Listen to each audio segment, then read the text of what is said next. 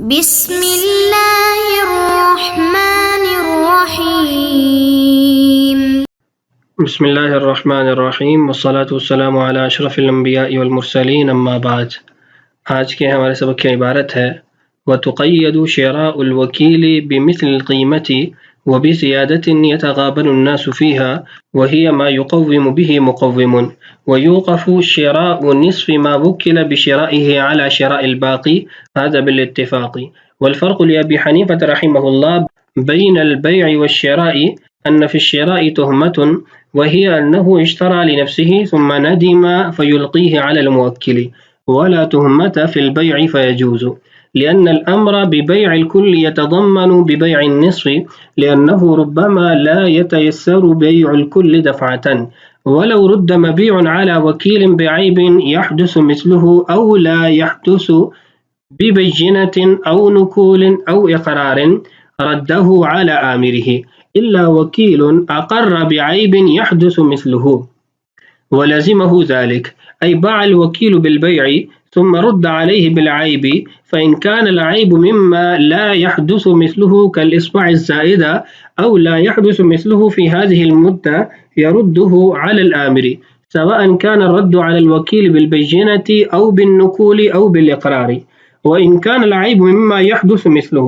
فإن كان الرد عليه بالبينة أو بالنكول رده على الآمر وإن كان بالإقرار لا يرده على الآمر وتعويل اشتراط البينة أو النكول أو الإقرار في العيب الذي لا يحدث مثله أن القاضي ربما يعلم أن هذا العيب لا يحدث مثله في مدة شهر لكن يشتبه عليه تاريخ البيع فيحتاج إلى إحدى هذه الحجج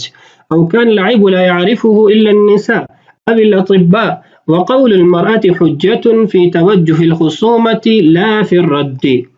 فيفتقر إلى هذه الحجج للرد حتى لو عاين القاضي البيع والعيب ظاهرا لا يحتاج إلى شيء منها فإن باع نسعا فقال آمره أمرتك بنقد وقال الوكيل أطلقت صدق الآمر وفي المضاربة المضارب لأن الأمر يستفاد من الآمر فالقول له وأما المضاربة فالظاهر فيها الإطلاق فالقول للمضارب ولا يصح تصرف أحد الوكيلين وحده فيما وكل به إلا في خصومة ورد وديعة وقضاء دين وطلاق وعتق لم يعوضا أما في خصومة فلأن الاجتماع يفضي إلى الشغب وفي الأمور الأخرى لا يحتاج إلى الرأي ولا يصح بيع عبد أو مكاتب أو ذمي في مال صغيره المسلم وشراؤه أي الشراء بماله فالحاصل أن العبد والمكاتب لا ولاية لهما في مال ولدهما الصغير والكافر لا ولاية له في مال صغيره المسلم۔ یہ آج کے ہمارے سبق کی عبارت۔ اس عبارت میں جو سب سے پہلا مسئلہ ہے وہ یہ ہے کہ وکیل بالشراء یعنی جس شخص کو خریدنے کا وکیل بنایا گیا ہے مطلقاً اس کو قیمت نہیں بتائے گی کہ آپ نے یہ چیز اتنے روپے کی خریدنی ہے بلکہ مطلقاً اس کو کہا گیا کہ فلاں چیز میرے لیے خرید لو۔ اب وہ کتنی قیمت کے بدلے میں اس کو خرید سکتا ہے، اور دوسری بات یہ ہے کہ اگر جس چیز کے خریدنے کا اس کو کہا گیا اس نے آدھی چیز خرید لی تو کیا یہ خریداری موکل کے لیے ہوگی یا وکیل کے لیے ہوگی؟ تو عبارت پڑھ کے مسئلے کو سمجھتے ہیں۔ وَتُقَيَّدُ شِرَاءُ الْوَكِيلِ بِمِثْلِ الْقِيمَةِ اگر کسی کو مطلقاً وکیل بالشراء بنایا گیا، وکیل کا عہدہ سونپا گیا، تو اس کی جو خریداری ہوگی وہ قیمت مثلی کے ساتھ مقید ہوگی، یعنی جو بازار میں اس کی رائج قیمت ہے اس کے بدلے میں وہ چیز خریدے گا، اس سے زائد مقدار اتنی نہ ہو جس سے غبن فاحش لازم آئے۔ وَبِزِيَادَةٍ يَتَغَابَنُ النَّاسُ فِيهَا غبن یسیر ہے یعنی تھوڑا بہت اس میں غبن پایا جاتا ہے، عام طور پہ لوگ جو ہے وہ خریداری میں اتنے اوپر نیچے پیسے ہو جاتے ہیں، ایسا اضافہ تو قابل قبول ہوگا، اگر غبن فاحش ہے تو وہ قبول نہیں کیا جائے گا۔ غبن یسیر کی تعریف دیکھیے، وَهِيَ مَا يُقَوِّمُ بِهِ مُقَوِّمٌ غبن یسیر یا اتنا اضافہ جو غبن یسیر بنتا ہے اس کی مقدار یہ ہوتی ہے کہ ماہرین تجارت جس قیمت کو طے کر دیں عام طور پر یعنی جب وہ قیمت طے کرتے ہیں تو تھوڑے بہت اوپر جو پیسے ہو جاتے ہیں اس سے کوئی فرق نہیں پڑے گا۔ مزید اس کی جو تفصیلات ہیں کہ عرض کے اندر یا نقدی کے اندر یا حیوانات کے اندر غبن فاحش اور غبن یسیر کیا ہے، اس کی تفصیلات انشاءاللہ ہدایہ میں آئیں گی۔ آگے فرماتے ہیں وَيُوقَفُ شِرَاءُ النِّصْفِ مَا وُكِّلَ بِشِرَائِهِ عَلَى شِرَاءِ الْبَاقِي۔ یہ دوسرا مسئلہ ہے کہ اس کو کوئی چیز خریدنے کا کہا گیا اور اس نے آدھی چیز خرید لی ہے، مکمل چیز نہیں خریدی، تو یہ معاملہ بھی درست نہیں ہے، بلکہ اس کو مکمل چیز خریدنی پڑے گی۔ یوقف اور موقوف رہے گی شراء النصف ما وکل بشرائه علی شراء الباقی، کہ اس کو جس چیز کے خریدنے کا کہا گیا اس نے اس کا آدھا خرید لیا، تو یہ آدھی خریداری بھی موقوف ہوگی اس بات پر کہ بقیہ حصے کو بھی خرید لے۔ ھذا بالاتفاق، فرماتے ہیں کہ یہ مسئلہ بالاتفاق ہے، اس میں امام صاحب اور صاحبین کا اختلاف نہیں ہے۔ اور اگر آپ کو یاد ہو تو پچھلی ویڈیو میں جو ہم نے مسئلہ پڑھا تھا اس کے اندر وکیل بالبیع کو جب مطلقاً وکالت سونپی جاتی ہے اور وہ مبیع کو آدھا بیچ دیتا ہے تو وہاں ہم نے امام صاحب اور صاحبین کا اختلاف پڑھا تھا۔ امام صاحب کے نزدیک وہ بیع درست ہے، آدھی چیز بک جائے گی، اور صاحبین کے نزدیک درست نہیں تھی۔ لیکن اگر وکیل بالشراء ہے اور مطلقاً وکالت اس کو سونپی گئی ہے، وہ آدھی چیز خریدتا ہے، تو بالاتفاق یہ خریداری درست نہیں ہے، موکل کے لیے یہ خریداری نہیں ہوگی۔ جو صاحبین کا مذہب ہے وہ تو واضح ہے کہ بھئی شرکت لازماتی اور شرکت ضرر ہے، نقصان ہے، چاہے وہ خریداری کی صورت میں ہو یا بیچنے کی صورت میں، دونوں صورتوں میں موکل شریک بن جاتا ہے۔ امام صاحب نے جو دونوں صورتوں میں فرق کیا ہے اس کی وجہ کیا ہے؟ یہاں متن میں 3 صورتیں لکھی ہیں اور ایک چوتھی صورت اس کو صاحب ہدایہ نے ذکر کیا ہے، اس کو آخر میں عرض کرتا ہوں۔ فرماتے ہیں والفرق لأبی حنیفہ رحمہ اللہ بین البیع والشراء، امام ابو حنیفہ رحمہ اللہ کے مذہب میں بیع اور شراء یعنی خریداری کا وکیل اور بیچنے کا وکیل جب یہ صورتحال پیش آتی ہے اس میں جو فرق ہے اس کی وجہ یہ ہے ان فی الشراء تہمہ، کہ خریداری کے وکیل نے جب ایسا عمل کیا، آدھی چیز خریدی، اس میں تہمت پائی جاتی ہے۔ کیا تہمت ہے؟ وہی انہ اشترى لنفسه، کہ اس نے یہ چیز اپنے لیے خریدی تھی، ثم ندم، پھر اس کو معلوم ہوا یہ تو نقصان ہو گیا، یا اس نے سوچا کہ یہ تو مجھے نہیں خریدنی چاہیے تھی، نادم ہو گیا اس پر، فیلقیہ علی الموکل، تو وہ اپنے موکل پر اس چیز کو ڈال دیتا ہے کہ چلو یہ موکل کی خریداری ہوگی، اس کو دے دیں گے۔ ولا تہمت فی البیع فیجوز، اور بیع کے اندر کوئی ایسی تہمت نہیں تھی جس میں ہم یہ کہیں کہ وہ اپنے لیے خرید رہا تھا یا کسی اور کے لیے اور اس کو ندامت ہو گئی، اس میں کسی قسم کی تہمت نہیں پائی جاتی۔ یہ پہلی وجہ ہے۔ دوسری وجہ لأن الامر ببیع الکل یتضمن بیع النصف، کہ جب اس کو مطلقاً کہا گیا تھا کہ اس کو بیچو، اب مکمل بیچنا اسی کا جز ہے آدھا بیچنا، تو اس لیے موکل کی چیز ہے، اس نے کہا اس نے کہا اس کو بیچ دو، اب آدھا بیچنا بھی اسی میں آتا ہے اور پورا بیچنا بھی اسی میں آتا ہے۔ اور تیسری وجہ یہ ہے کہ لأنه ربما لا يتيسر بیع الکل دفعة، بعض اوقات مکمل مبیع یک بار بیچنا یہ ممکن نہیں ہوتا، آسان نہیں ہوتا، مشکل ہوتا ہے، تو اس لیے وہ آدھا آدھا کر کے اس کو بیچ سکتا ہے، اور آدھا اگر اس نے بیچ دیا آدھا نہ بیچا پھر بھی درست ہے۔ 3 وجوہات تو یہ صاحب شرح وقایہ نے ذکر کی ہیں۔ صاحب ہدایہ نے 2 وجوہات ذکر کی ہیں، ایک وجہ تو وہی تہمت والی جو ہم پہلے پڑھ چکے ہیں، دوسری وجہ یہ بیان کی کہ بیع میں موکل کی ملک سے چیز نکلتی ہے، تو جب اس نے مطلق حکم دیا تو گویا وہ کہہ رہا ہے کہ جیسے بھی بیچو تمہیں اختیار ہے، اب وہ آدھی بیچے یا پوری بیچے اس میں کوئی مسئلہ نہیں ہوگا،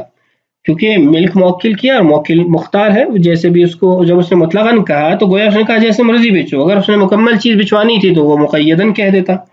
اور جب خریداری کا معاملہ آتا ہے تو اس کے اندر عام طور پر پوری چیز ہی خریدی جاتی ہے، اپنے گھر خریدنا ہے تو پورا خریدتے ہیں، گاڑی خریدنا ہے تو بغیر شرکت کے خریدتے ہیں، غلام خریدنا ہے تو آپ مکمل خریدتے ہیں، تو متعارف یہ ہے کہ جب آپ خریداری کرتے ہیں تو مکمل چیز خریدتے ہیں، تو جب مطلقاً اس نے خریداری کا وکیل بنایا تو گویا اس نے یہ کہا کہ عام رواج عرف میں جیسے مکمل چیز خریدی جاتی ہے ایسے میرے لیے بھی تم مکمل چیز خریدو، اور یہ خریداری بھی غیر کی ملک سے کی جا رہی ہے، موکل کی اپنی ملک سے تو نہیں اس کو خریدا جا رہا۔ تو یہ 4 صورتیں اور علتیں اس کی بیان کی جاتی ہیں، وجوہات ذکر کی جاتی ہیں۔ اگلا جو ہمارا مسئلہ ہے اس کا عنوان یہ ہے کہ اگر عیب کی وجہ سے مشتری وکیل کو چیز واپس لوٹاتا ہے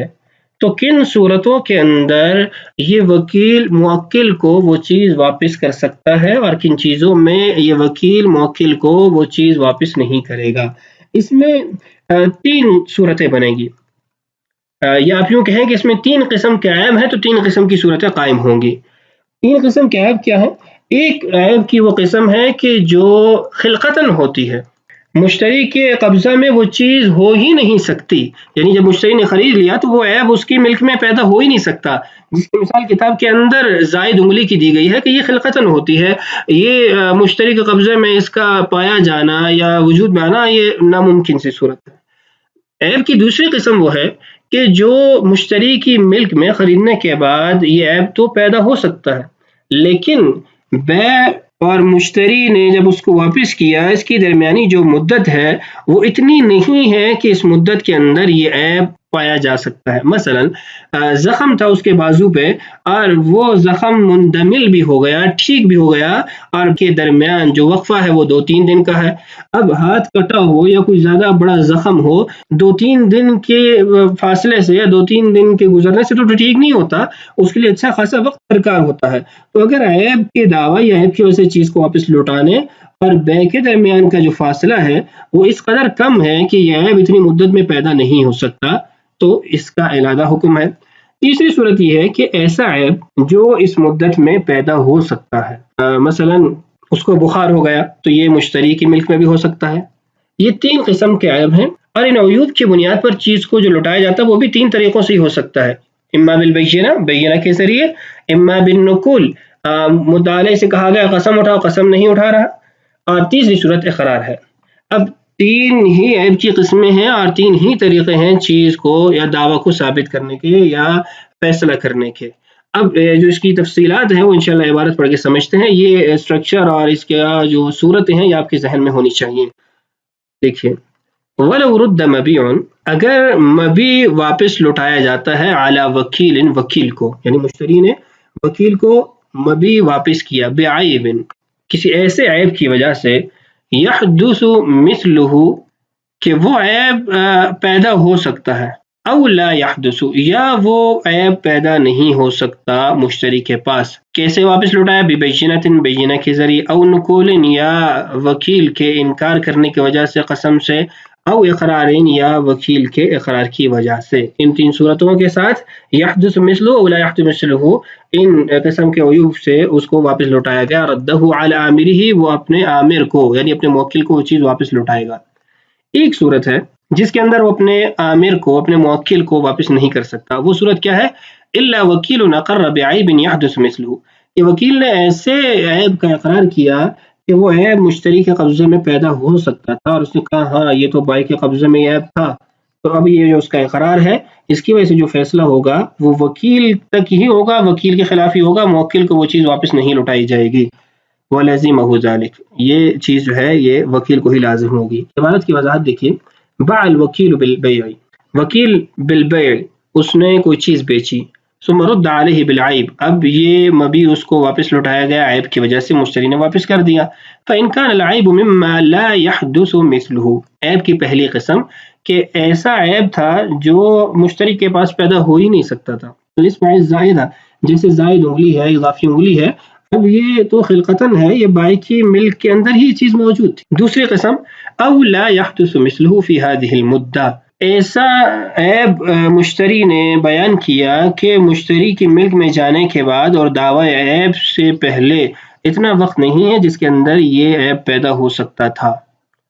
یردہ، ان دونوں صورتوں میں یہ وکیل موکل کو غلام واپس دے گا، لوٹائے گا، یعنی مشتری وکیل کو دے گا اور وکیل موکل کو دے گا،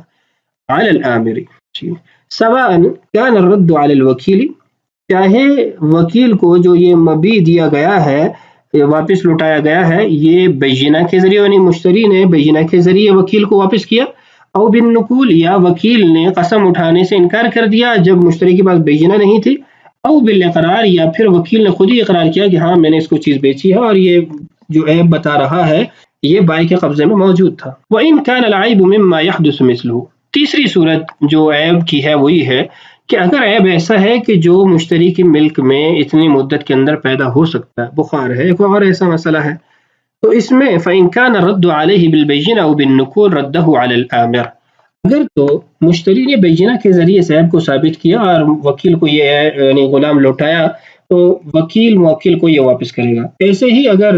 وکیل نے انکار کر دیا کہ میں قسم نہیں اٹھاتا ہوں اور مشتری کے پاس بینہ بھی نہیں ہے، تو اس صورت کے اندر بھی چونکہ وکیل کو تو تمام عیوب کا، مثلا اگر غلام ہے یا مبی ہے تو اس کے عیوب کا تو نہیں پتہ تھا، اس کے پاس تو تھوڑی مدت ہوئی یا کچھ وقت وہ چیز تھی تو اس کو تمام عیوب کا پتہ نہیں تھا، تو وہ قسم نہیں اٹھا رہا. جب قسم نہیں اٹھا رہا تو یہ چیز اپنے موکل کو واپس دے سکتا ہے جب مشتری اس کو لازم کر دے گا. ایک صورت جو آخری ہے جس کے اندر وکیل جو ہے وہ موکل کو چیز واپس نہیں لوٹا سکتا، وہ صورت یہ ہے وَإِنْ كَانَ بِالْإِقْرَارِ، اگر تو وکیل کو یہ چیز یہ مبی جو ہے ایسے عیب کے ساتھ لوٹایا جاتا ہے جو مشتری کے قبضے میں پیدا ہو سکتا ہے، وہ وکیل کے اقرار سے اس کو واپس کیا جا رہا ہے، لا يرده على الآمر، تو موکل کو وہ واپس نہیں لوٹا سکتا. وجہ کیا ہے؟ وجہ یہ ہے کہ یہاں پر وکیل کے اقرار کی وجہ سے یہ فیصلہ ہو رہا ہے، اور وکیل کا جو اقرار ہے وہ حجہ علی ذاتہ ہی تو ہے، اس کے اپنی ذات پر تو حجت ہے، کسی اور کے خلاف اس کو دلیل نہیں بنا سکتے. 9 صورتیں قائم ہوتی ہیں جن میں سے 8 صورتوں میں وکیل موکل کو وہ چیز واپس کر سکتا ہے،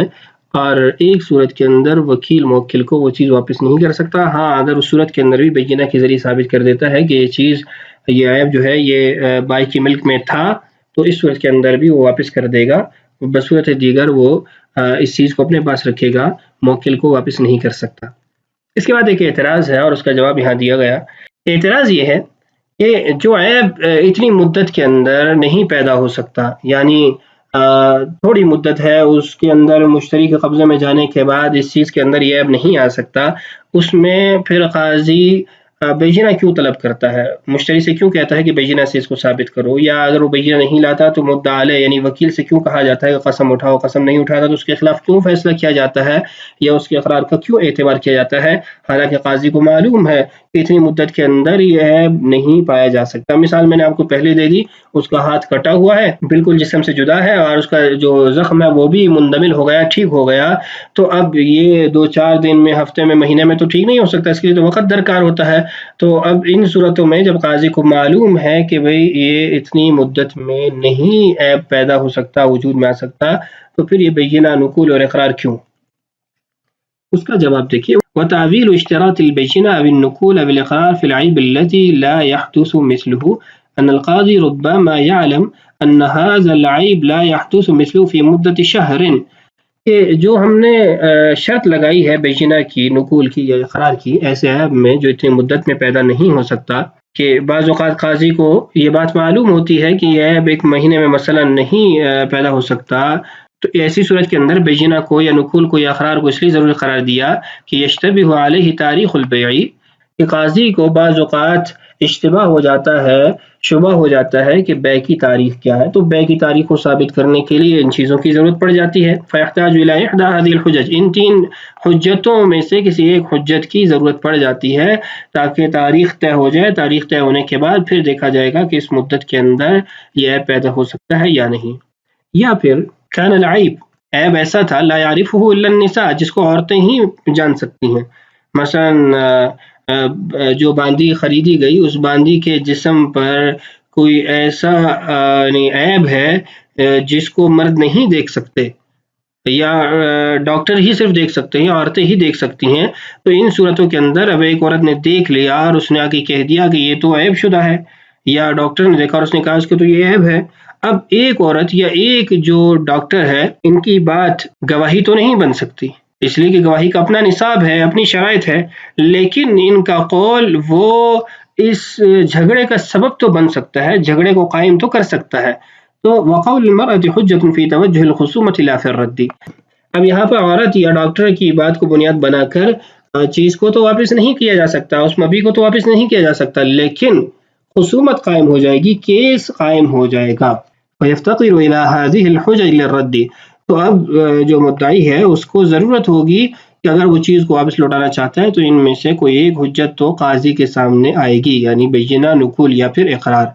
ہاں حتی لو عین القاضی البیع، قاضی نے خود بیع کو دیکھا، والعیب ظاہر، اور عیب بھی ظاہر تھا، اس کو بھی قاضی نے دیکھا، لا يحتاج الى شيء منها، تو پھر بینہ، نقول اور اقرار کی ضرورت ہی نہیں ہے. اس صورت کے اندر جس میں قاضی نے خود عیب دیکھا جس وقت وہ چیز بیچی جا رہی تھی، تو پھر ہم نہیں کہیں گے کہ اس میں وہ بیچنا نقول لائیں، اس لیے کہ قاضی نے خود بے کا معائنہ کیا، مشاہدہ کیا۔ امید ہے یہ بات آپ کے لیے واضح ہو چکی ہوگی۔ آگے مزید مسائل کی طرف بڑھتے ہیں۔ اگر وکیل اور موکل کا اختلاف ہو جاتا ہے ادھار یا نقد بیچنے میں تو اس کا کیا حکم ہوگا؟ یہاں دو صورتیں ذکر کی گئی ہیں، ایک مضارب اور رب المال کی اور ایک موکل اور وکیل کی۔ فرماتے ہیں فَإِن بَاعَ نَسَان، وکیل نے چیز کو ادھار بیچ دیا، فقال عامرہ، موکل نے کہا امرتک بنقد، میں نے تمہیں نقد بیچنے کا کہا تھا، وقال الوکیل، اور وکیل نے کہا نہیں،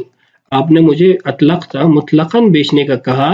آپ نے نقد یا ادھار کی کوئی قید ذکر نہیں کی۔ صدق العامر، تو اس صورت کے اندر وکیل کی بات کا قسم کے ساتھ اعتبار کیا جائے گا۔ تو اس صورت کے اندر موکل کی بات کا قسم کے ساتھ اعتبار کیا جائے گا، یعنی وکیل سے کہا جائے گا بینہ لاؤ، نہیں لا سکتے، تو پھر اس کے خلاف موکل کی قسم کے ساتھ فیصلہ کر دیا جائے گا۔ مضاربت کا جو مسئلہ ہے اس کے برعکس ہے، وفی المضاربۃ المضارب، مضاربت کے اندر مضارب کی بات کا اعتبار کیا جاتا ہے۔ اور سوال یہ پیدا ہوتا ہے کہ وکالت کے اندر ہم نے کہا کہ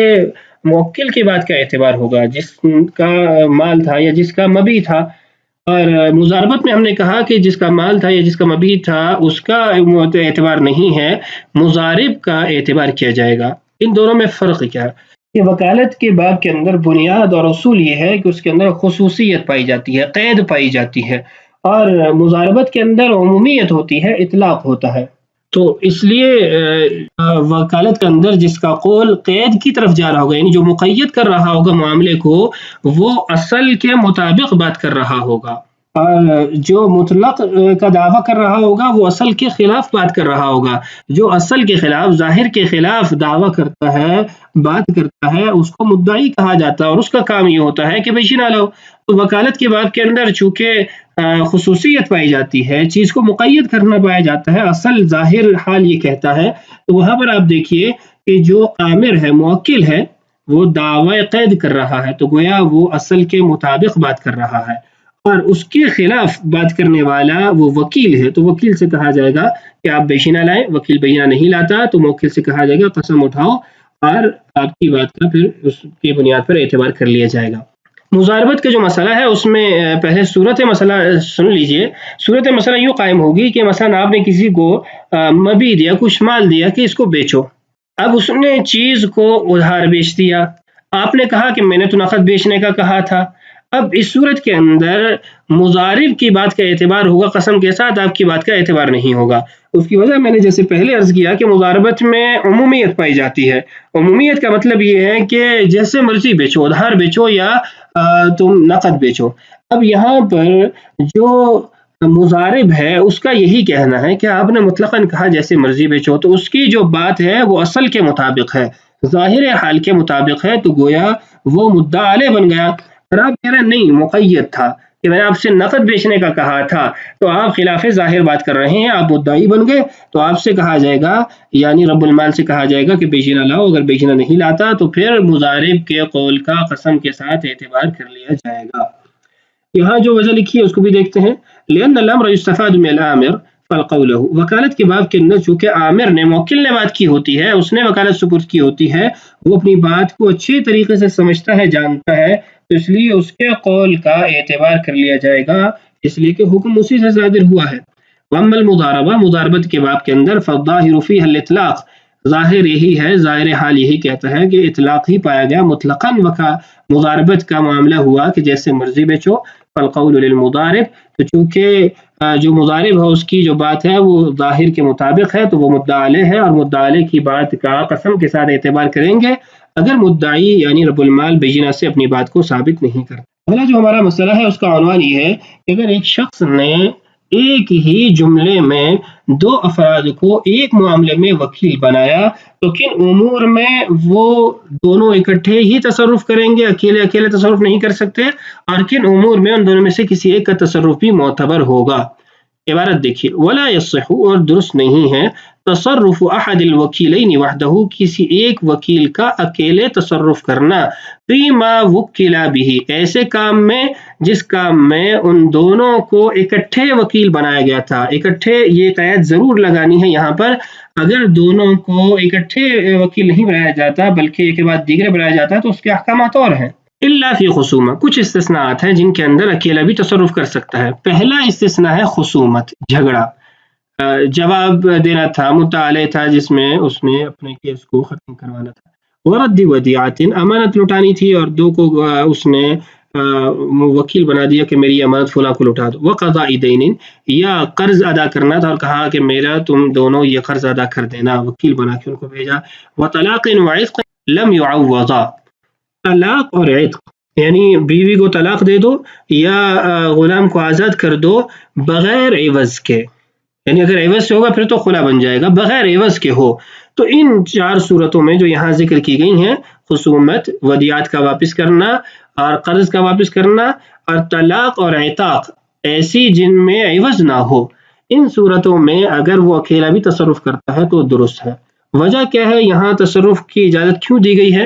دو وجوہات ہیں، یعنی خصومت کی علیحدہ وجہ ہے اور بقیہ امور کی علیحدہ وجہ ہے۔ اما فی خصومہ،